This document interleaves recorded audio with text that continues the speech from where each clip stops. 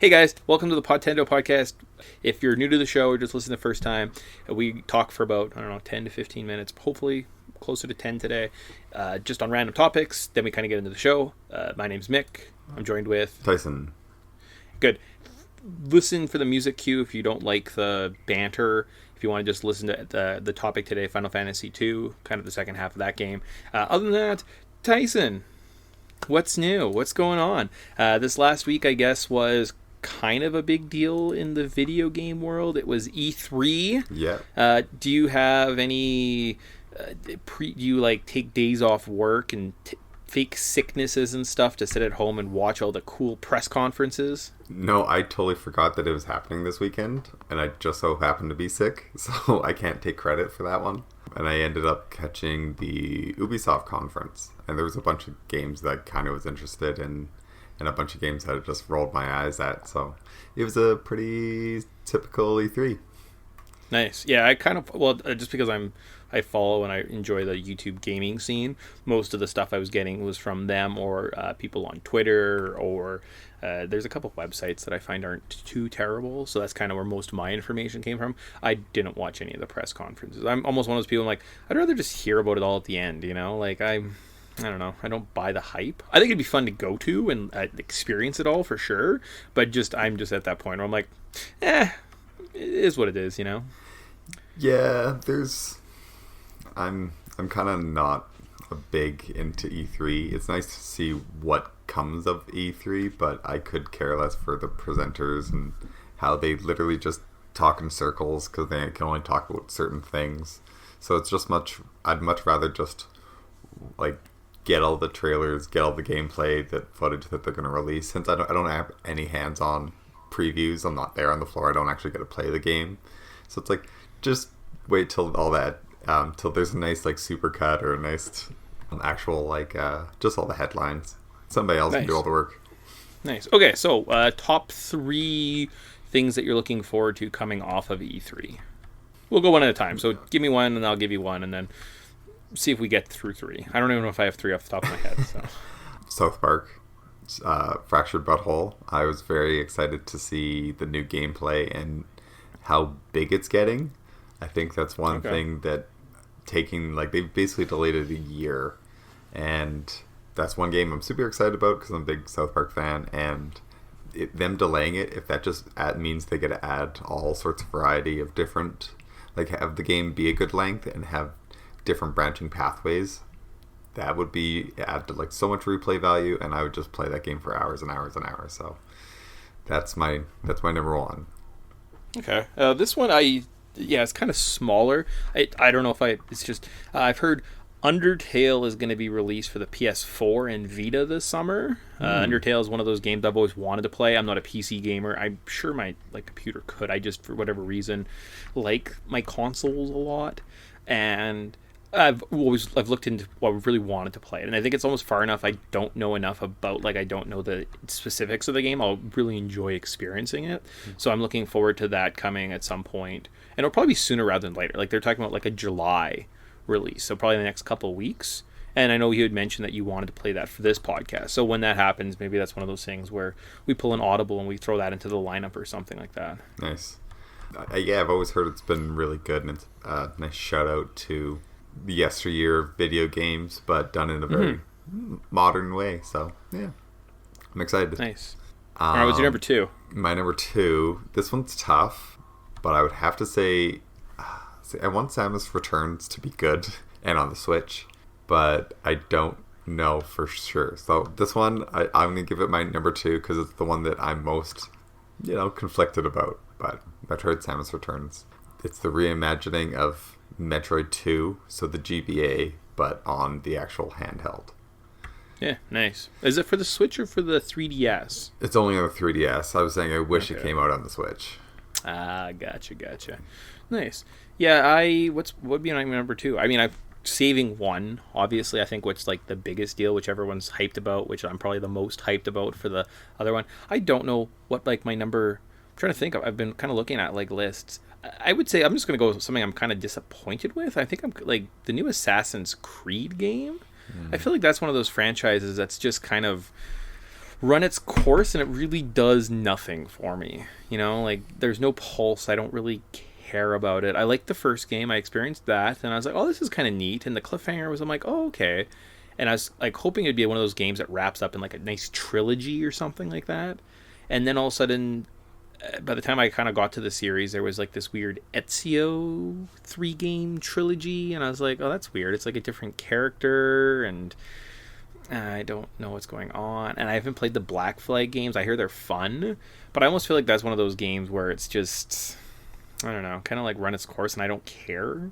So the fact that that was kind of, there was a big deal made about that one, I'm like, yeah, no, that's, I'm good.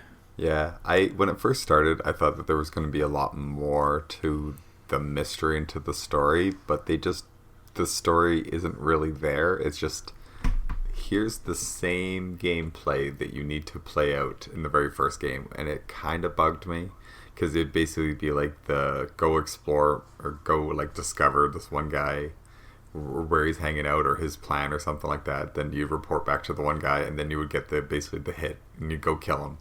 So you basically are doing the same thing twice. Once to kind of scout out how it all looks, and the second time to basically like snipe him and get out of there without being spotted. Yeah. And it's just that was fun for about the first 10 hours, and then that game just got repetitive. And the second one was just like that, but with a side quest and characters I didn't really care about. It had Grand Theft Auto syndrome for me. It's an open world that's too big enough to be interesting, and not big enough to really wow me. So I don't know, is what it is. Yeah, and that's one of those games too where right at the beginning you can get the best armor, like or in the second game, sorry, you can get the best armor, and it's kind of in your display case at home, but you have to unlock like 5 pedestals throughout the world. So I was like, well, I want the best armor. So then I spent like a bunch of time going around to all these pedestals, but you can't unlock some of them until you get certain like story parts done. And that's when I stopped playing that game. I was like, no. If you show me and tease me the best thing in the game and then don't give it to me, I was like, no, I'm good. Thanks, sorry. Yeah, tough one. So what's your number 1? I'm really interested in Cuphead. Okay, what was Cuphead? That one's the video game done in the style of the 30s. Okay, interesting. Like the original Mickey Mouse cartoons. Okay. That's been done in like a 2-player co-op kind of video game, just 2-player like kind of action adventure, I'm assuming. Yeah. But it's all done in that style. So like I'm really interested to see how it plays, because it just pops out. It's so interesting, and I think that if me and the girlfriend could sit down and play it, it'd be fun. So. Fun. Nice. All right. Yeah. And then I guess the thing I'm most kind of excited about is Super Mario Odyssey. That's coming out. It looks like it's going to be kind of a lot of fun. People are saying it's going to kind of help rejuvenate and kind of change the way that we look at the 3D Mario games and stuff like that. And that's a lot of fun. I always have enjoyed those quite a bit. The Super Mario 3D World that came out for the Wii U was a big selling feature for me. And I really, really enjoyed that game. So I imagine it's just one of those things where they just polished it, made it shiny, made it nice, and they're going to give it to me, and I'm going to be like, thanks, Nintendo. Yeah. See, I think there's kind of 3 different styles of Mario main quest kind of Mario games. There's your 2D side-scrollers, which are like the retros, and the handhelds on the Game Boy Advance, I want to say. Yeah. And then there was the like New Super Mario Brothers on the Wii, and then they made the one on the like the 2D side scrollers, and then there's the actual like Mario 64, the 3D kind of open world games. And I think that this is more in line with that, which I'm more interested in than I am with the Super Mario 3D World, because that's almost like a 2.5D, I would say. Almost like it's in 3D, but there's not a world you can go exploring. It's very linear. And it's basically like one long hallway, kind of like the 2D platformers, but mixed with the 3D world, so you have the freedom of running around. And that's my least favorite of the 3, I would say. They're still good, but I'm way more interested in an open world adventure game like this, where you can kind of go and explore, and you don't have a time limit. You don't have the restrictions that you do. You can just go open exploring. Like Mario 64 was such a fantastic game in that aspect, where the limitation was you finding out the secrets. Go. And you're like, that is all the interest I need in a video game to play this religiously. So I think this could have really high potential. Cool. Awesome. All right. So that's kind of our E3 recap. Although I feel like this episode's not going to come out till like a month later. So some of the stuff we actually talked about, like Undertale's might be out by the time this pod comes out. So not that we record in the past, anyone. Not that we record in the past. I will say this. We're only excited about things apparently in 2017. Nothing from that is creeping in from 2018. Yeah, it's too far away. Come on. Don't give me that. That's, yeah. All right. Let's get into today's game.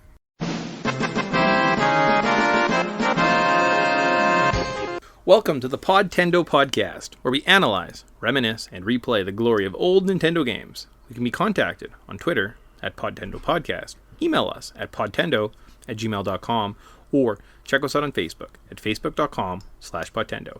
I'm your co-host, Mick, and I'll be joined every episode by my co-host, Chancellor Tyson. Oh yeah, I'm a Rubik's Cube master. I think I got some old notes as a template for today's episodes. Whoops. It happens. You don't have to be a Rubik's Cube master every day. It's true. All right, so today we are going to look at Final Fantasy II or Final Fantasy IV, depending which camp you sit in. Our least popular episodes. Isn't everyone excited that we're finally finishing our least popular series? Apparently people just don't like Final Fantasy. Yeah, I don't know if it's just like maybe our take on it is terrible, or there's just such a a saturation that no one really cares about. But like, our little stats page, Contra, people love Contra. Like that's one of our more popular episodes. Super Mario Kart, like huge. But then Final Fantasy games, like they're barely cracking like 25 downloads, and I'm like, it's weird. Maybe it's because we're more almost like casual gaming audience. More casual, and people are like, Final Fantasy, that sounds stupid. That's true. It's not. Especially if Square Enix is listening and they want to give us money. Yeah. It's one of my favorite franchises, but I guess maybe it's one of those things where we should be encouraging people to play games that are available on their handheld, so when they listen to our podcast, they can actually play what we're actually talking about. Yeah. So, I don't know. Well, these are. Final Fantasy games are, like, extremely accessible. I mean, you have a Game Boy Advance. I'm all the people that listen to our other shows and don't listen to that one, so, I don't know. Calling those people out and be like, why don't you listen? It's a great franchise. Nice. So, Final Fantasy 2 or 4, depends how you look at it. The release date was November 3rd, or 23rd, 1991. And a PSX release on June 29th, 2001. The Game Boy Advance also had a release December 12th, 2005, and there was a DS remake in July 22nd, 2008.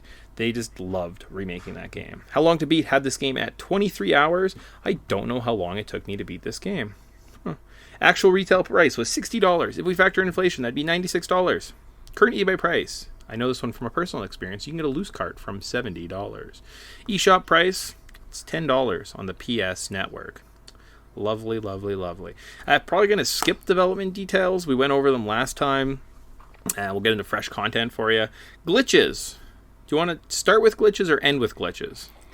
Let's end with glitches. All right. Controls, anything new in the control world from the second part of this playthrough? Augments are starting to really pay off in my version, so okay, pretty pumped on that. It's What's awesome. An augment? You can basically get stuff like that basically adds extra attacks or specific attacks that do things. So I have there's braces like defense. Instead of taking half damage, you take 3/4, or you save 3/4 of the damage. Yeah. Neat. So it's helpful things like that. There's also stuff like counter, and counter's pretty handy. So anytime somebody takes damage, they just do reverse damage. And then there's also there's another really handy one I have on Cecil, where basically he draws all the attacks. So then he basically is my tank, obviously, being the paladin. So as long as he takes all the damage, my mages can just heal up. So and augments really help with some of the bosses because they're basically can cast like status effects without needing an item to cast a status effect. Extremely helpful with certain bosses later in this game because Nice. some of them are horrible. Yeah, they do get tough. Yeah, in terms of controls, I might have switched systems at one point, and again, just that item management system is just horseshit. It's bad. Yeah, not a fan. Not a fan. First memories. I remembered a new thing about this game. It's pretty exciting. Nice. So I recall my friend saying that he could never get past the Dark Elf. So there was this thing, he had this game, Final Fantasy, and he could never beat the Dark Elf.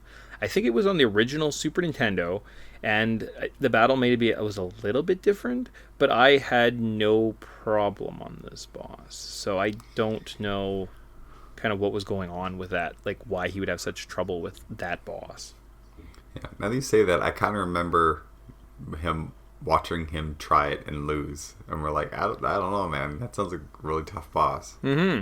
Yeah, and I remember thinking about it because they were talking about the Dark Elf, and we had to go fight the Dark Elf, and I was thinking about it, I was like, oh man, I should really, like, I think I sat there and grinded a couple levels because I was like, this guy's gonna be tough, and I made sure to have tons of money so I could buy all these items and kind of get ready to fight the Dark Elf, and then he was just kind of a joke, and I was like, oh well then, I'm glad that my childhood friend lied to me, bastard.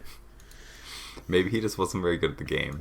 Maybe we just sucked at video games as kids. Oh, definitely sucked at video games as kids. Like, yeah. I remember Castlevania Symphony of the Night. The first time I ever played it, I had a Game Shark, and I would just have the poison mist relics on, and I would just float over enemies and do like 10 damage at a time to defeat them because I was so scared and like so bad at jumping and like slashing. That game's really easy now. So, yeah, I guess we just sucked at kids. yeah. We sucked kids. Don't say that. Fuck no. We sucked as kids. Oh, we sucked Jesus as Christ. kids. All right. Well, I was just clarifying for the internet. So Sorry, I sucked.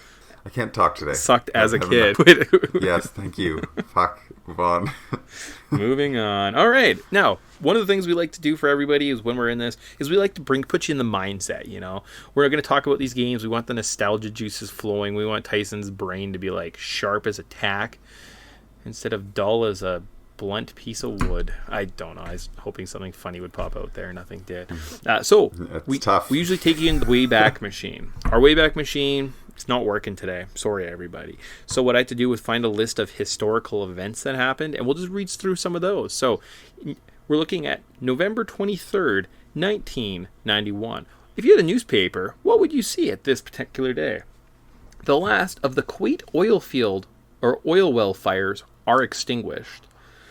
Liz McCollig of Scotland won the New York City Marathon in 2 hours and 27 minutes. You ever tried to run a marathon before? No. Yeah, that's really freaking fast. I did a half marathon, and I think, I want to say it was like 2 hours. I was just under 2 hours. So that means she ran twice as far as I did in like another 20 minutes. That's ridiculous. The Cleveland Browns. You imagine this is going to be a good story, everybody, if the Cleveland Browns are brought up. They set a club record for the largest lead blown. They led 23-0 against Philadelphia. The final score was 32-30. So, good job, Browns. Michael Jackson's Black or White video premieres on Fox TV. The Baltimore Orioles shortstop Cal Ripken Jr. wins his second AL MVP. Freddie Mercury was 45, confirms he has AIDS the day before he dies. So, it's kind of sad. Poor Freddie Mercury. Yeah, who's talent? The 79th Grey Cup, because those numbers are close, that's why I said 27. The 79th Grey Cup, Toronto defeats Calgary 36-21. And The Undertaker beats Hulk Hogan to become the new WWF champion. What an amazing day in history. Apparently there was like one news story and all the rest were just sports related. So, oops. Yeah, or pop culture related, I guess. Yeah. I guess Michael Jackson wasn't a sport. He wasn't a sport. Speaking of sucking young boys, let's get into today's story. Story recap. So our story thus far. So if you hadn't listened to the first one, you were like, oh, what's going on in this Final Fantasy game? We are dicks. We blow up a town. We befriended a little girl. We saved our gal, befriended a monk, and failed to save his castle. We lost our friends at sea, became a paladin, dethroned a fake key, and got an airship. How's that for a recap? Yeah, pretty concise. Nice. All right. So, level notes, power through these bad boys, and then the game's almost over. It just feels like we just begun. So sad. So sad. So, what's our buddy Stevie Iserman up to? Our first mission is to collect the last crystal from Goldbez. We find Useless and learn that the Dark Elf's cave has a magnetic field, so we're unable to use our metal weapons. Once we find a flying chocobo, we can get into the cave. It isn't super hard. Once we reach the end, it's boss time. We fight the Dark Elf, and he basically wrecks your shit.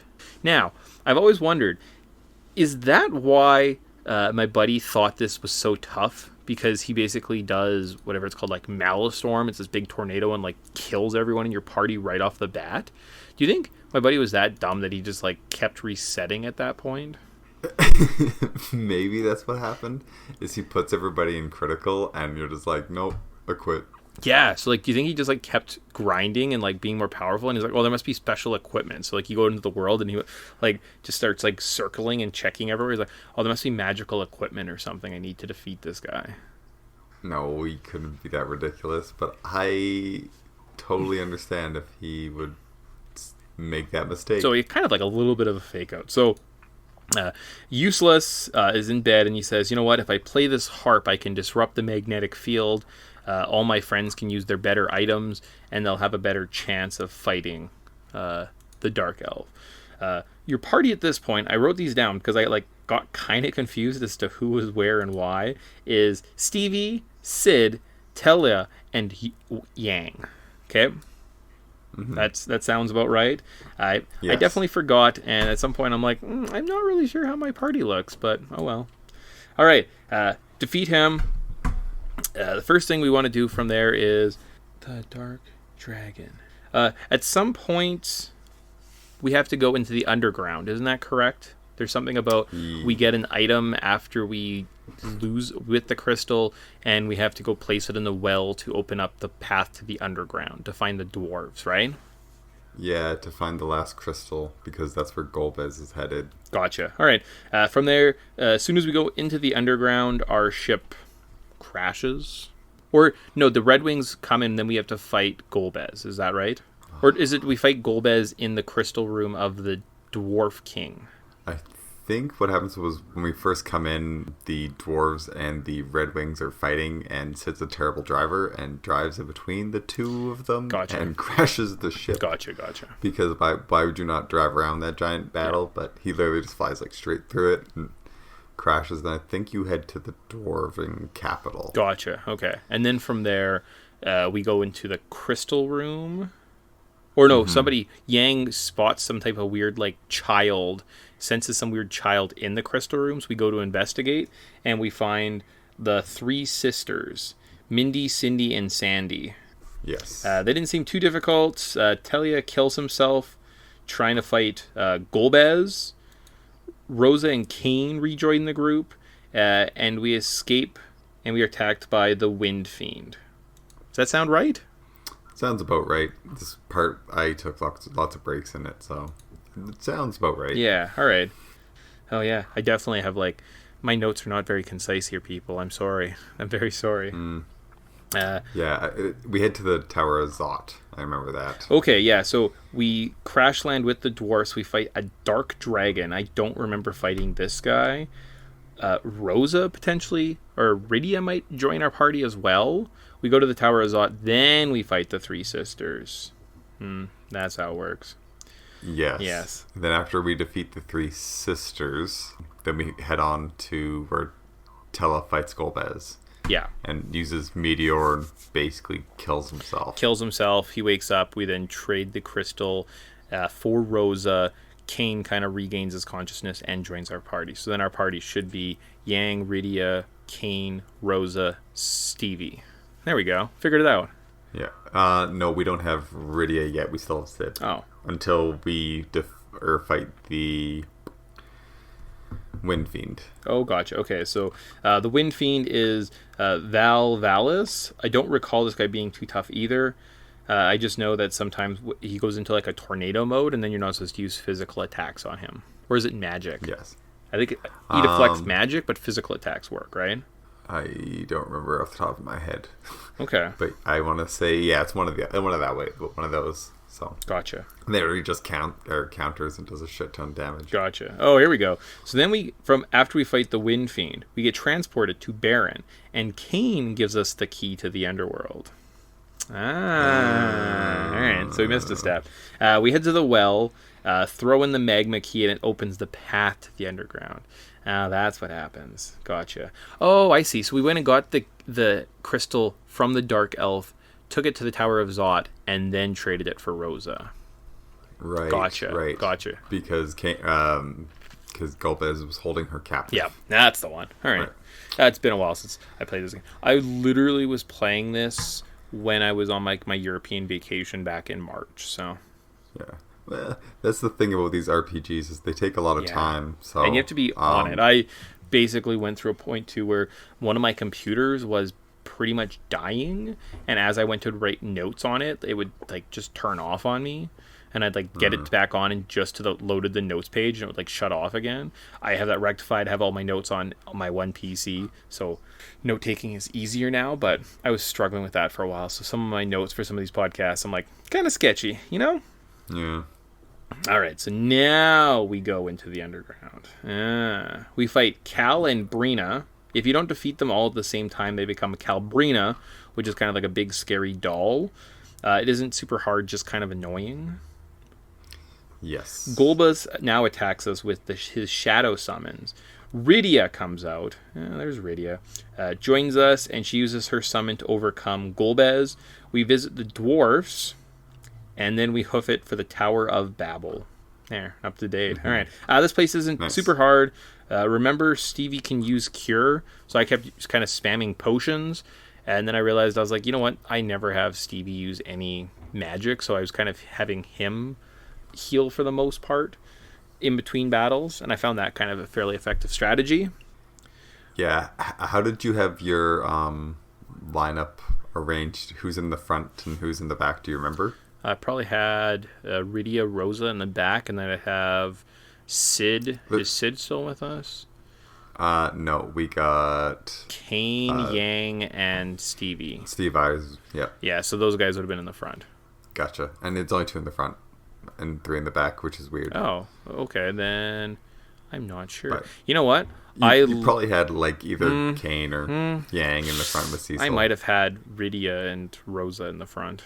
Oh. No, you can flip it. You can flip it. I think you can flip it so that they're either 3 in the front and 2 in the back, or 2 in the front and 3 in the back. Oh, okay. Yeah, because I definitely switched that at one point, and I was like, oh, like at this point everything's kind of nice and balanced. So I think that's how I had it. Gotcha. Yeah.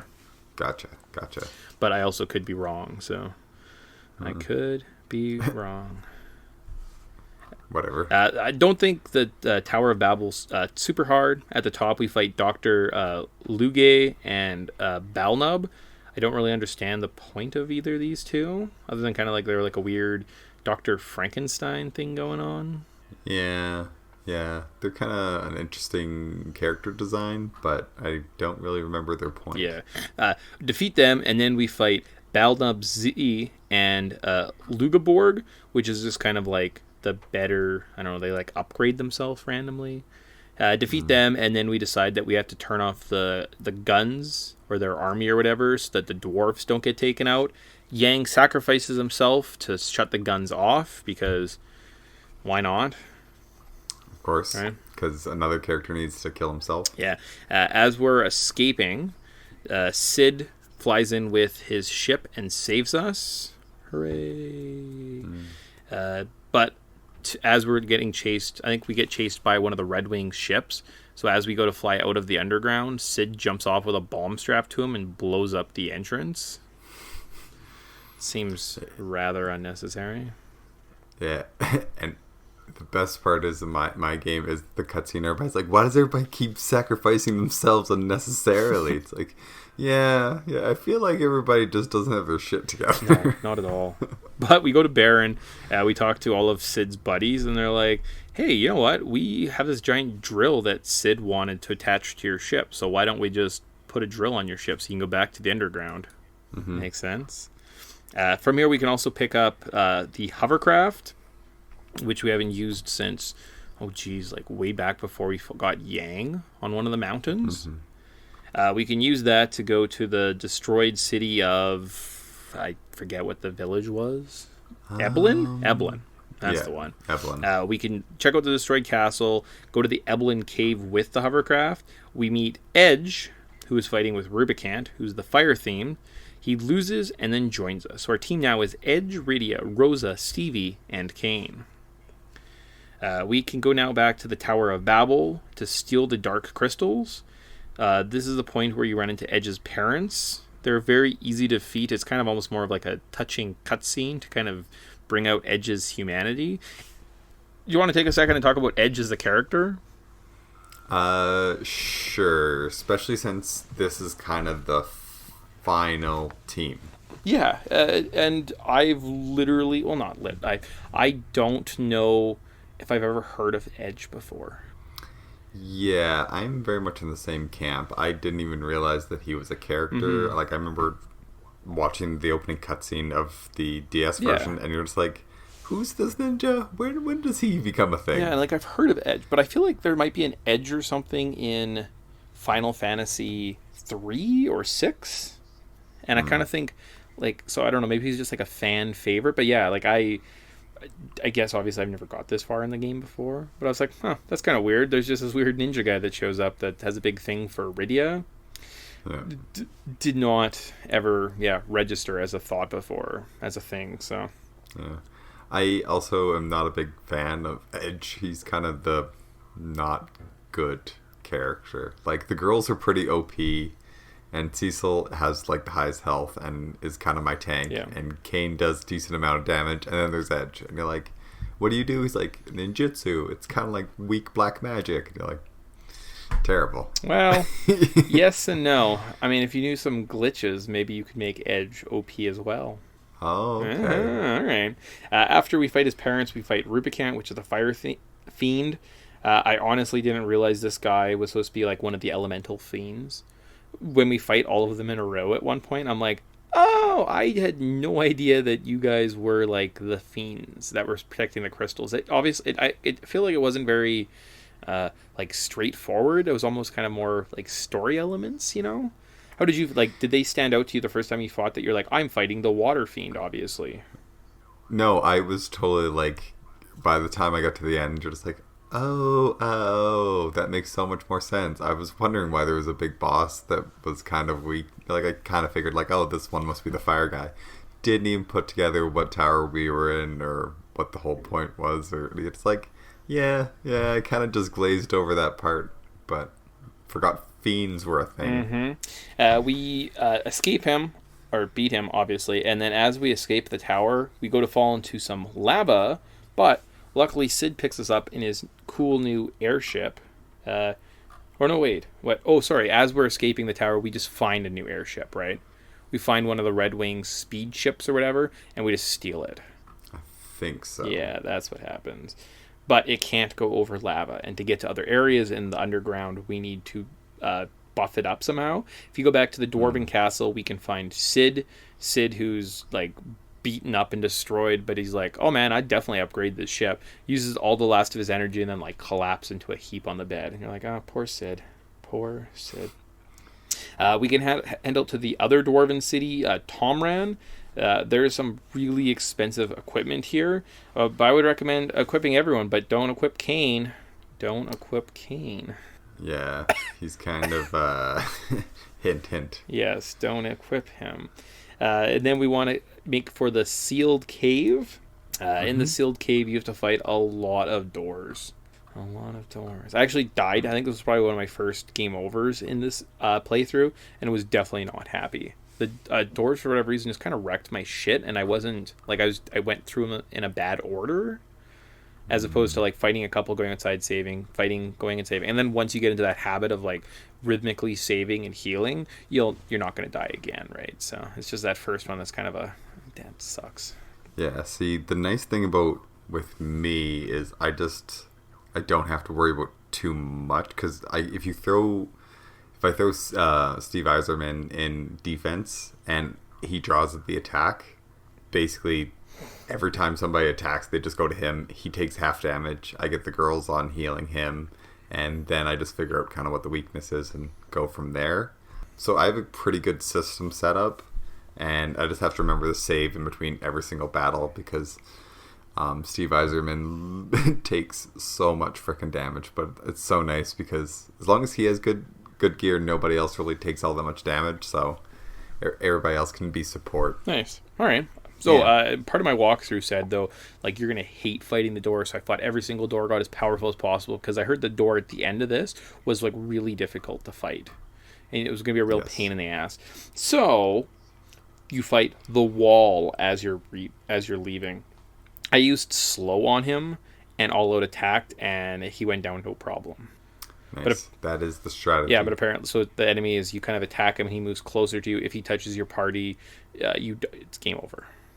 You basically get crushed. So that's he has a ton of health. Yeah.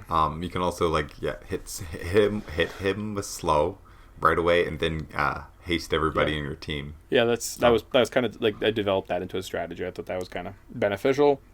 On our way out of the cave, though, Kane is possessed and steals the crystal that we just acquired. So thanks a lot, buddy. Sid is now outfits our ship with a drill, and we can head back to the surface. How did we get down the first time? Did we not go through the Magna Cave? Huh. Magma Cave? Weird. Oh, did we? Oh, no, that's what happened. Okay, yeah. So we ended up... Yeah, so we were up top. We blew up the up ground.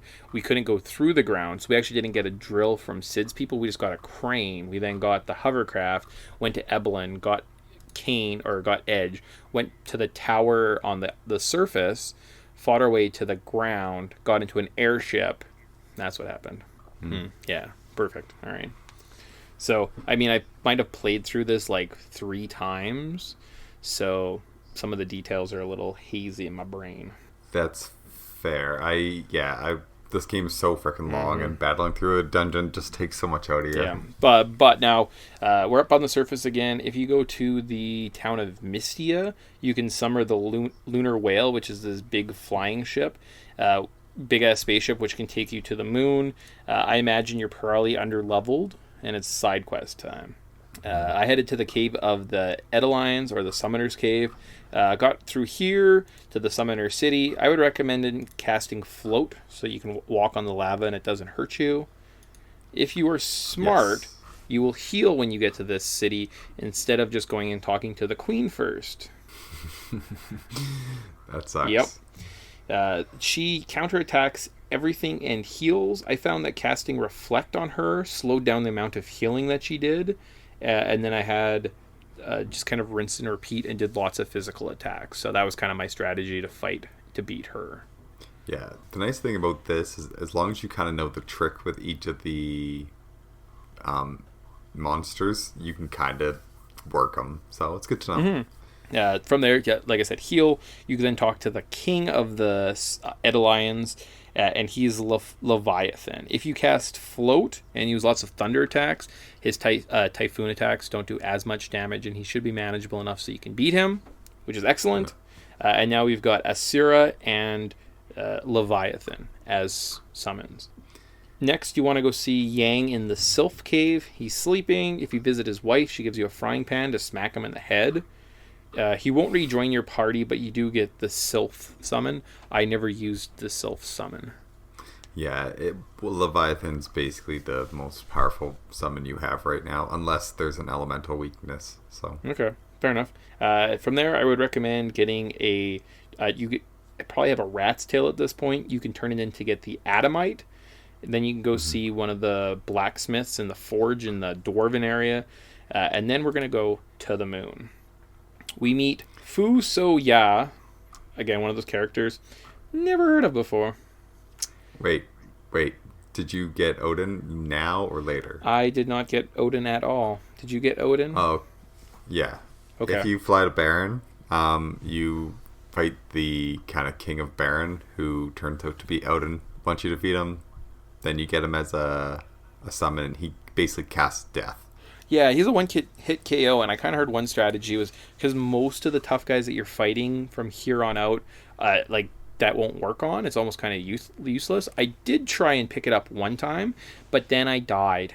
Yeah, that's fair. He killed me. He cast death, and I was like, well, bollocks. So that sucks. Yep. So that was kind of I was like, frick it. On the moon, we find Fusoya in the Crystal Palace. Yeah, he's a high-powered mage.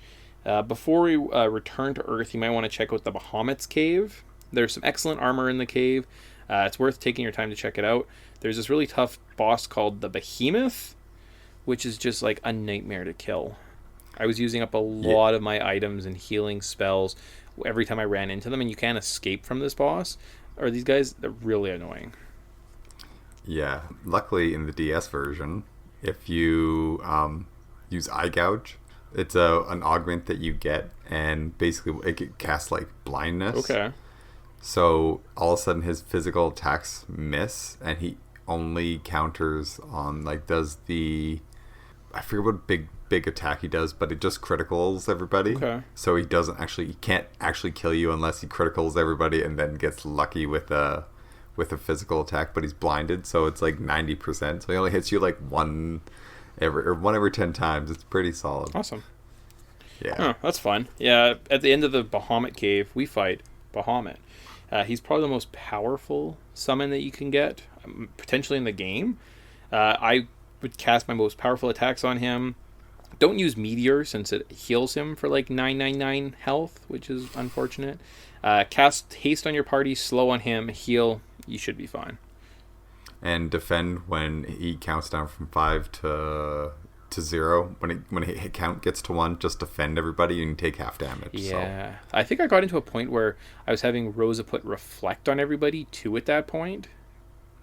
And typically 2 or 3 of my people would survive. So then I could use a Rise, which is like a full heal revive, and I'd be fine at that point. So nice. So now that we've kind of buffed out Rydia, our team's probably a little bit stronger. We can head back to Earth. The Giant of Babel has awoken, and it seems like all is lost until all of our friends show up, and literally everyone. So Palom and Porum are unstoned, and they're on a ship. Yang is in a ship. Sid is in a ship. Who's the other person? There was someone else. The Dwarven King. Yes, dwarves are there. Everybody except for maybe is Edward. Oh yeah, there? useless. Yep. Yeah. Yang useless. Yeah. Palom, Porum, and then Sid kind of all fly around and shoot. They distract the giant long enough so that we can fly inside. Walk around, collect the chests. There is one trick that you can use here. So there's those little sentries that they eyeball people, and they detect you. And when you attack them, they summon an enemy. Makes sense? If you use Rydia, who's probably your weakest attacker, attack the eyeball, he'll summon an enemy. You can then use your guys to kill the whatever he summons, which is usually like, I don't know, 1 round of attacking. Have Rydia attack the eyeball again. She summons another monster, and you keep doing that, and the XP just builds exponentially. Oh, cool. Yeah. And then the other leveling trick that I've heard is once Rydia learns Break, you can go to the moon, you go to the little cave where the bunnies are, you can buy a siren. A siren is something that you play that the strongest enemy in the area will come and attack you. Sandworms will come and attack you. Use Break, they're a one-hit kill with the Break, and they give you something like 18,000 experience or something like that. That's so incredible. in like matter of like 45 minutes to an hour, you can like have your team at level 99. Nice. It doesn't work in any other version of the game though. They've changed it, so he gives normal experience. Oh, and you can't buy sirens, so goody. Yeah. Here though is where we fight the 4 elemental fiends all at once. This is kind of that boss rush. So Mylon Z, who was the guy who attacked us right after we became paladins, was the earth fiend apparently. Cagnozo was the water fiend. I don't know when we would have fought him. Like, I don't remember that guy at all. Neither do I. right? Oh wait, no, he was the king of Baron. Remember, Oh, he was was like he? the fake king or whatever. I think that was Yeah, the yeah, water yeah. fiend. So these were the fiends pair up. So after we become or right before we become paladins, the Yeah. king of Baron, Right. Val Valis was when we were in the tower of the first time before we go into the underground, and then Yeah. Rubicant, and Rubicant was the guy that was fighting Edge. So Oh, okay. yeah, yeah, yeah. Basically, my strategy was hitting them all with Bahamut, strong elemental spells, and attacking, and just kind of using Rosa for support, and that was the battle. Yeah, I know. Basically, my go-to was just Cecil tank. Everybody could withdraw attack, have the girls heal them. Rydia summons, Edge kind of plays support, and then Fusio, whatever that old dude, he's okay. Black mage. So Okay, nice. Uh, from there, we have to fight the core of the giant. I used Bahamut, and I was careful using magic since he does cast Reflect on himself. We learn after the fight that Golbez is our brother. Fusuyu and Golbez go to the moon to fight Zemus, who apparently was this evil spirit that lived on the moon that possessed Golbez, and we go to follow them. This is basically at the point where if you're not in like the mid 60s to 70s, you're going to have a really tough time. So Tyson, how did you grind your team so that they were strong enough? Because I was like end of the 40s in my game. I did have access to like Palom and Porum, who were there in the 50s, but I was like, I don't think they're as strong as Rydia and Rosa. How did you get into the 60s so that you could beat this game? I just grinded levels on the moon. To be honest with Just you, walking around the surface? Like, Did you go to the Bahamut's cave? Bahamut's cave mostly, and I did when I go to the lunar to the actual like hideout where you have to go. I just kind of go to the first like level and then battle and then leave. That's a good idea. And then heal, save, go back in. All right, so you basically told me you were done the game. You beat the game. You're ready to record. I was sitting on Monday being like, I'm still grinding. Well, I should really get on it. So I was like, I know a way around this. I have a hacked card on one of my old DSs, and I was like, I'll just play through that file. I could put cheats on it, get super experience buff, beat the game that way. No one will ever know. So I used something called super fast walk and like walk through walls. I was in the underground. I glitched through the walls to the sealed cave, got the lunar whale, got Fusuyu, go to beat the giant, and then went to go to the final dungeon. But first I was like, I'm going to go get some summons for Rydia. I went to the summoner's cave, and as I walked in, the game froze.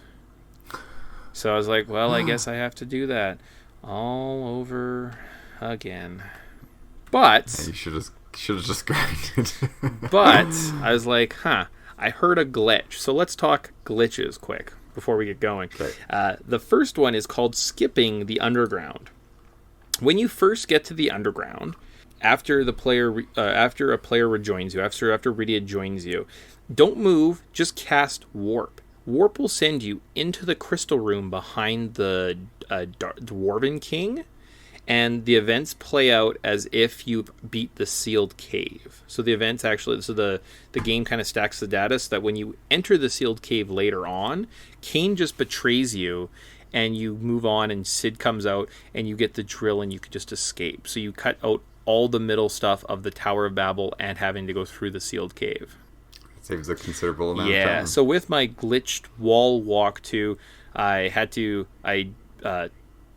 glitched it so that they thought Cain had we had the crystal from the sealed cave, walked over the lava into the sealed cave, had Cain betrayed me, got my ship, went to the moon, came back, fought the giant, went back to the moon, and then kind of got into the final area. So that's where I'm at in life.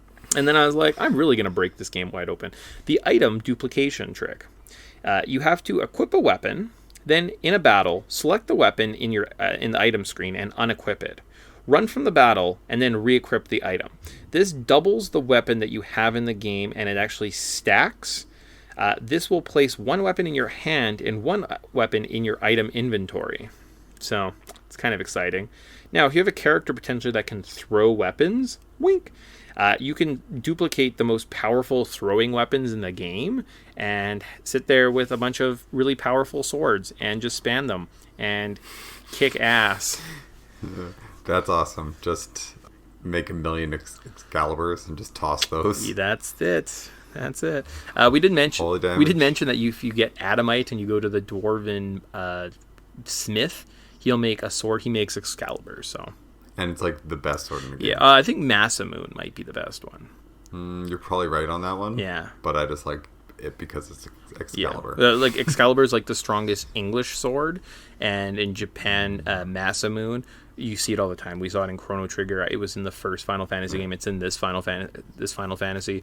It was like the strongest. He was like the best blacksmith in like Japan mythology. So I think that's why Japanese RPGs always make like the Masamune a bit stronger. Yeah. Makes sense. So we're on the moon.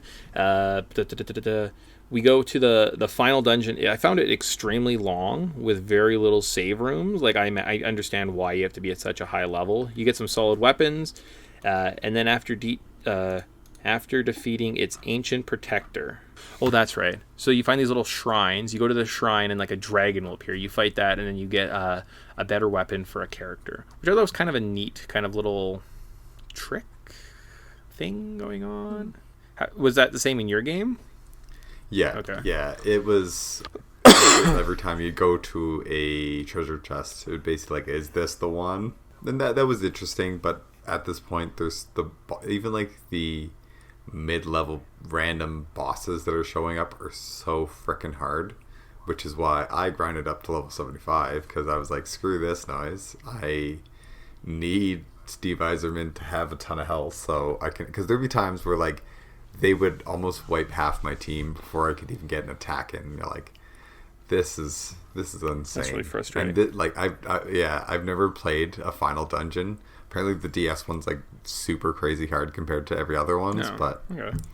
Yeah, so I've got myself into a tricky situation. Crummy. But get through the final dungeon, have all our weapons, get to save. We fight the final boss, Zemus. He's like this weird kind of like ghost-looking guys. We watch Golbez and Fusuyu attack him and kick his butt. A-team. Then he kind of wakes up and he's like, you'll never defeat me. And he transforms into his real self, or he's like, this is my real form. Takes both of those guys out, and we're all kind of laying there being like, oh, you fucking suck. We use the power of light, because we're a paladin, to use the power of the crystals to shatter Zemus's kind of hold over everybody and reveal his real form, not those fake other forms that he was showing. And then we can then we're in the final battle, our party versus Zemus. Go all out. I don't think there's anything really special about this guy. Cast slow, cast haste, most powerful attacks, make sure you're healed. Was that your strategy? Yeah, I also had like some augments hooked up. So basically when he casts Big Bang, it does like 5,000 worth of damage. So He would just basically almost wipe my entire team except for Steve Eiserman.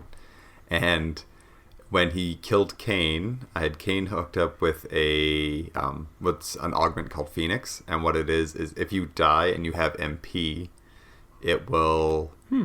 Yeah, if you die and you have MP, it will basically resurrect everybody that's dead. So he'd wipe everybody, Kane would cast Phoenix, resurrect everybody. I'd get Rosa to get, probably most likely Edge, and use Phoenix down because it's just faster to get on to, getting Kane back alive and making sure that I had enough ether so you could throw it on him, because he does a certain attack, I forget which one it was, but he would also suck away your MP. So as long as Kane died with some MP, that's good. As long as he died without MP, I'd basically be screwed in the long run. So that was and try to do Bahamut as much as I could. Yeah. So I found, was it max ethers or something like that restores all your party's MP, or all your guys like MP and health. Yeah. Very useful.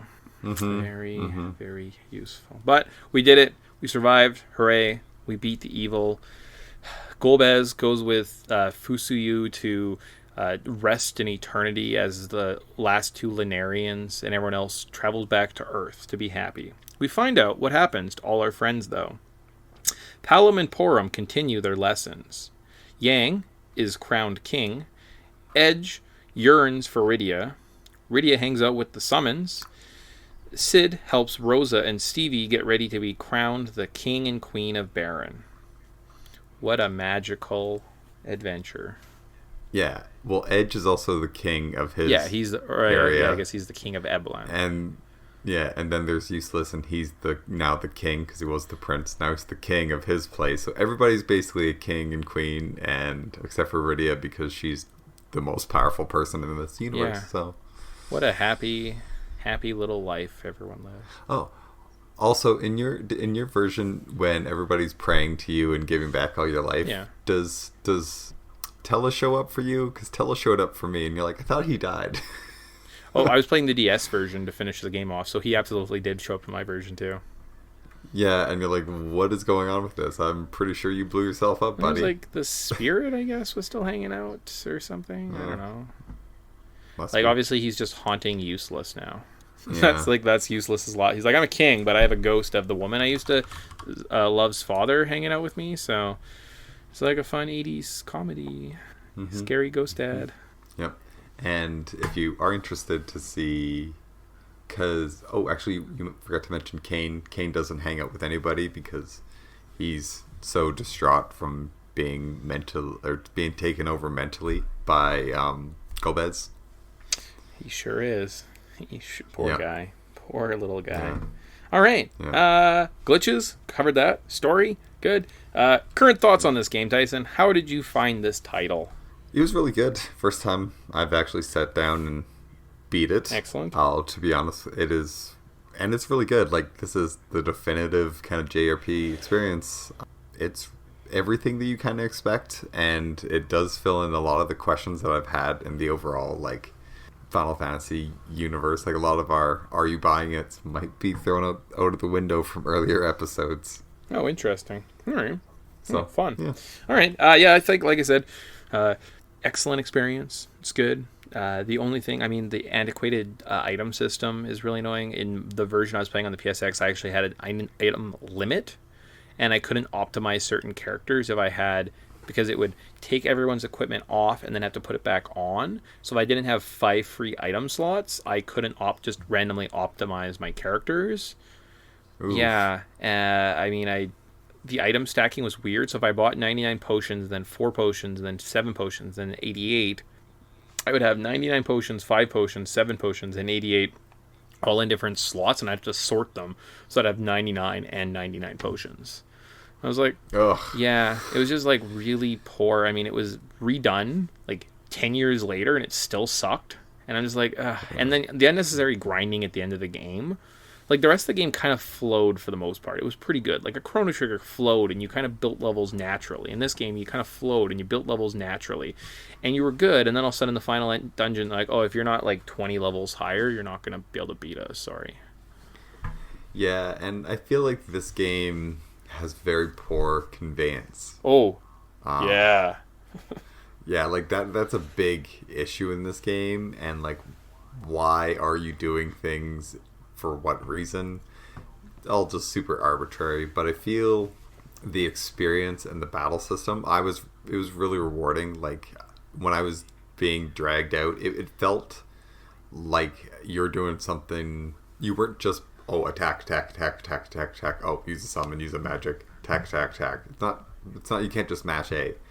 You actually have to have a strategy and approach each individual bad guy differently, and that was really rewarding.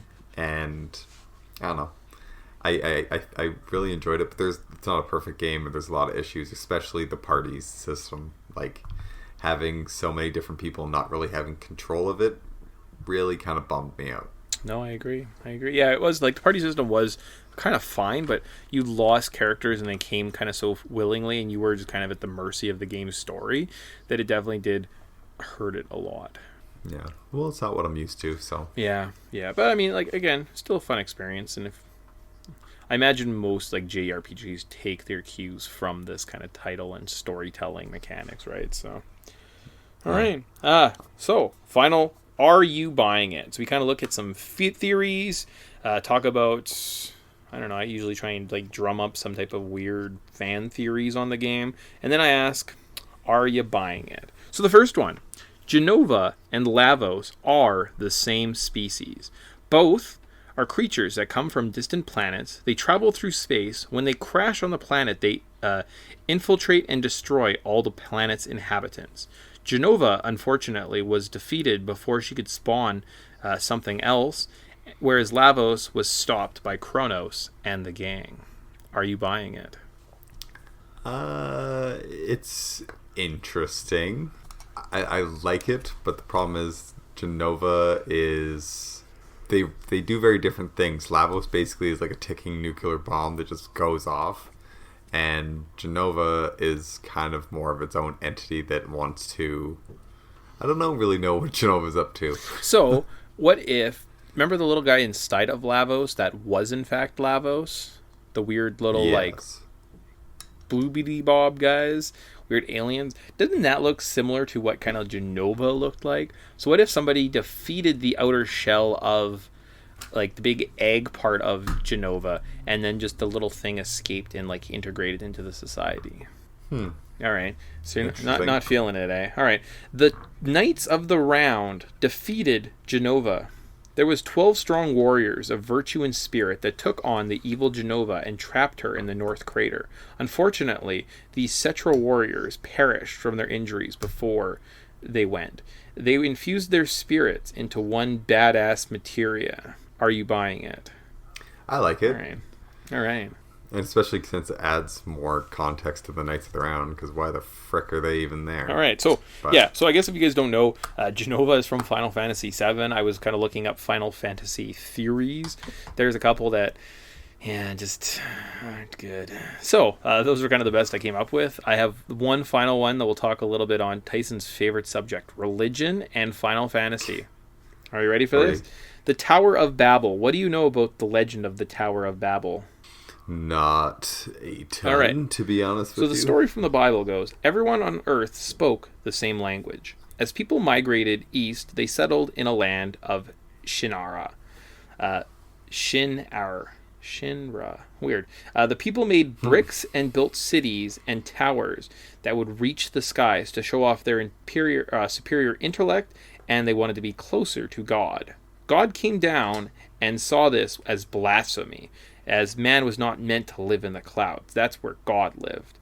He confused all the people and made them speak different language, so they couldn't communicate with one another, and they wouldn't be able to build such superior technology. He scattered them all over the earth. This town, where the giant tower existed, was called Babel. Hence why when you say someone doesn't make sense, they're babbling. How is that for a story? And how do you think that relates to this game specifically?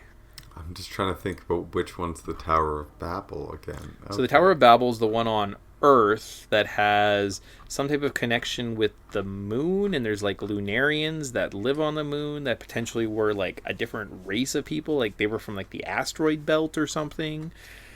I don't know if there was... I wrote that down and I was like, I don't really think this one applies to this game that much. Yeah, it's an interesting name correlation, but like the Tower of Babel, unless you look at it like I'm just looking at it and it makes kind of no sense. Like it's in the underground. So like it's in the underground. Gotcha. Yeah, and I mean, I guess it looks like it's fairly technologically advanced. So fairly technologically advanced. Potentially was built by people on Earth to get to the stars, right? So if you look at the moon as saying that's where God lived, and the Lunarians were kind of angels. So Cecil, Goldbez, Fu, So, Yao were all angels. Zemus was God, and then cast them all away and decided to get rid of them. And Zemus then was trying to secretly take out all the people of Earth, because how dare they come to his planet and build these towers to try and reach him? I guess there's like kind of like very shoddy parallels.